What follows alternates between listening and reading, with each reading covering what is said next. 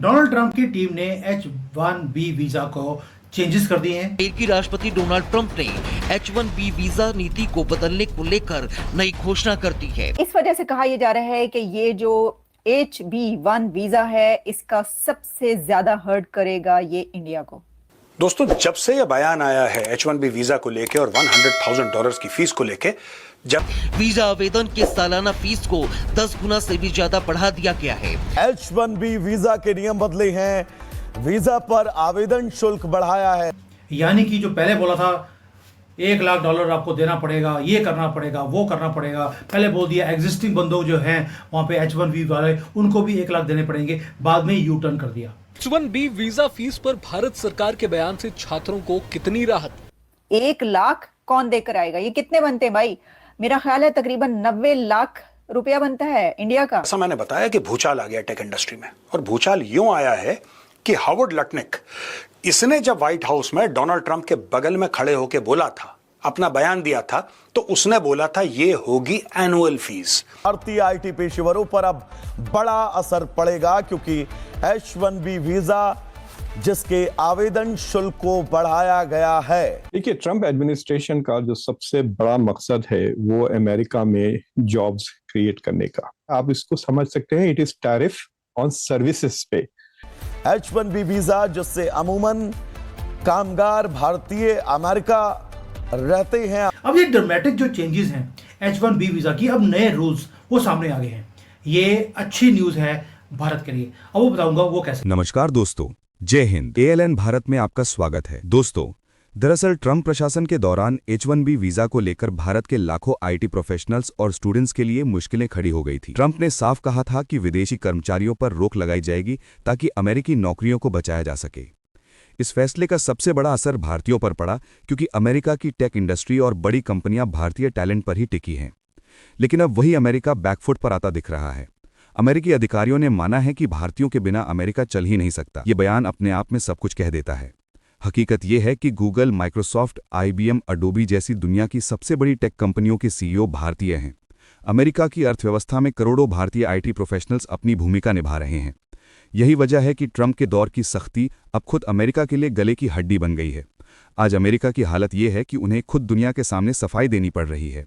अमेरिकी मीडिया भी लिख रहा है कि अगर भारतीय ब्रेन अमेरिका से निकल जाए तो वहां की सिलिकॉन वैली सुनी पड़ जाएगी। पाकिस्तान और चीन जैसे देशों को यह हकीकत और भी चुभ रही है क्योंकि अमेरिका खुले तौर पर भारत के टैलेंट और ताकत की तारीफ कर रहा है।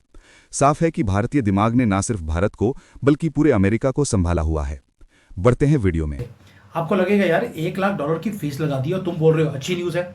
उसका ये रीजन है कि अब इन्होंने मेरिट बेस्ड सिस्टम बना दिया है। यानी कि अब भारतीयों को या पूरे दुनिया से लोगों को लेके जाया जाएगा अमेरिका में, लेकिन जिसके पास कोई स्किल्स होंगे सिर्फ उसी को लेके जाया जाएगा। और जो पुराना सिस्टम था लॉटरी सिस्टम कि जो पहले आया उसको वीजा दे दिया, वो खत्म हो गया। अब क्या हो रहा है, क्या किया है, ये मनी की बात नहीं है दोस्तों, ये पूरा का पूरा जो सिस्टम है उसको रीशेप करने की बात कर रहा है डोनाल्ड ट्रंप। ये लॉटरी सिस्टम धांधली थी जिसे खत्म किया गया है। अब आते हैं कि जो चेंजेस हैं, मेजर चेंजेस जो कल ही उन्होंने अनाउंस करी हैं डोनाल्ड ट्रंप की टीम ने, वो क्या है। पहले बताया लॉटरी सिस्टम खत्म कर दिया और उसको रिप्लेस किया जा रहा है वेटेड सिस्टम के साथ। अब ये वेटेड सिस्टम होता क्या है, इसके अंदर प्रायोरिटी मिलेगी, जो सबसे ज्यादा हाईएस्ट पेड आदमी होगा उसको पहले प्रायोरिटी मिलेगी। यानी कि आज की डेट में एक आदमी है जिसके पास सैलरी मिलती है $60,000 की, कोई आदमी है उसको $2 लाख की सैलरी है, लेकिन दोनों सेम टाइम पर अप्लाई करते हैं और दोनों कंपीट नहीं करते, दोनों को वीजा मिल जाता है। यानी कि दोनों के पास इक्वल चांस है वीजा मिलने का, H-1B वीजा का।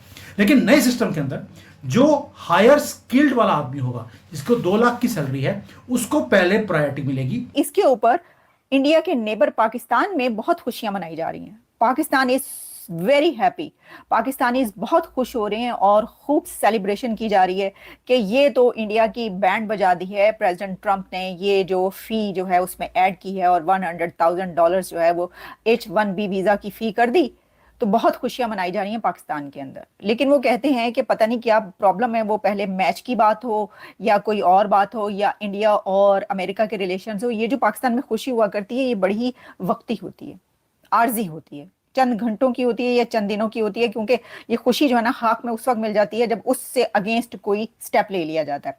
तो एक तो मुझे ये लग रहा है कि इसके ऊपर भी कोई ना कोई ऐसा स्टेप हमें नजर आएगा या मिलेगा जिसमें ये बताया जाएगा कि जी इसके अंदर ये है। कुछ डेवलपमेंट्स तो ये आ गई हैं।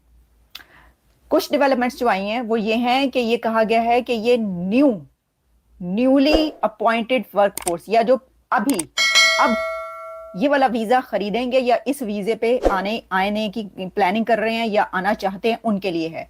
एग्जिस्टिंग जो लोग ऑलरेडी इस वीजा पर हैं उसके लिए ये नहीं है।